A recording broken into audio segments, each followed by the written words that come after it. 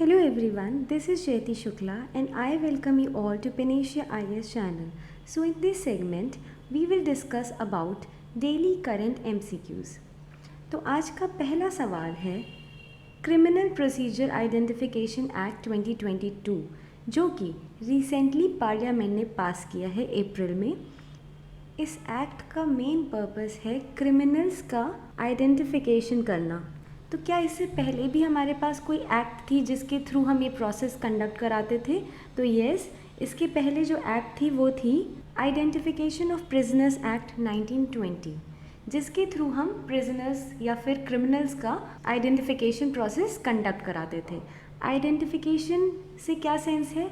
अगर हम किसी भी पर्सन के लिए सस्पेक्टेबल हैं कि वो किसी भी क्रिमिनल एक्टिविटी में इन्वॉल्व हो सकता है, तो हम उसकी आइडेंटिफिकेशन के लिए उसके कुछ डिटेल्स को सिक्योर कर लेते हैं ताकि पहले तो हम उसका आइडेंटिफिकेशन सक्सेसफुली करा पाएँ और सेकेंडली अगर वो क्रिमिनल कहीं भाग जाता है इन फ्यूचर या फिर वो फिर से कोई क्राइम का कमिटमेंट करता है तो इन डिटेल्स का यूज़ करके हम उसे फिर से पकड़ पाएँ। तो इस एक्ट की जगह अब एक नए एक्ट ने जगह ले ली है जो कि है criminal procedure identification act 2022।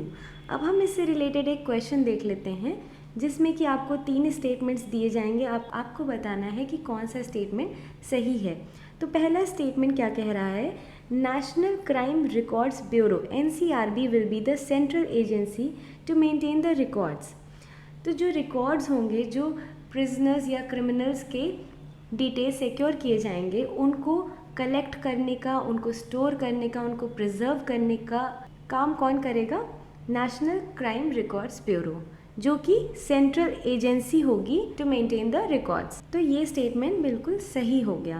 Then second statement क्या कह रहा है? The data collected will be retained in digital और इलेक्ट्रॉनिक फॉर्म फॉर 75 ईयर्स, जो कि बिल्कुल सही है। जो भी डेटा कलेक्ट किया जाएगा इस एक्ट के थ्रू वो डिजिटली या इलेक्ट्रॉनिकली सिक्योर किया जाएगा और वो 75 ईयर्स तक सिक्योर रहेगा। देन थर्ड स्टेटमेंट क्या कह रहा है? Data for only those people will be collected who has been convicted for offences punishable with rigorous imprisonment of 1 year और मोर। इस एक्ट के थ्रू सिर्फ उन लोगों का ही डेटा कलेक्ट किया जाएगा जो कि जिनको 1 या 2 साल की सज़ा हो चुकी है। ऐसा नहीं है, अगर किसी भी पर्सन को कन्विक्ट किया गया है किसी भी क्रिमिनल एक्टिविटी में इन्वॉल्व होने के लिए, तो उसको अपना डेटा NCRB को प्रोवाइड करना पड़ेगा। किसी भी पर्सन को अगर प्रिवेंटिव डिटेंशन में भी रखा गया है तो उसको भी अपना डेटा प्रोवाइड करना पड़ेगा इस एक्ट के थ्रू। तो ये स्टेटमेंट गलत हो गया। इसका आंसर हो गया only 1 and 2, that is A। अब हम देख लेते हैं आज के दूसरे सवाल को जो कि है कॉमनवेल्थ पे। कॉमनवेल्थ वो ऑर्गेनाइजेशन है जिसकी मेंबर्स वो कंट्रीज़ हैं जो कभी ना कभी इन पास्ट UK की कॉलोनीज़ रह चुकी हैं। अब हम इससे रिलेटेड एक क्वेश्चन देख लेते हैं जिसमें कि आपको 2 स्टेटमेंट्स मिलेंगे। आपको बताना है कि कौन सा स्टेटमेंट सही है।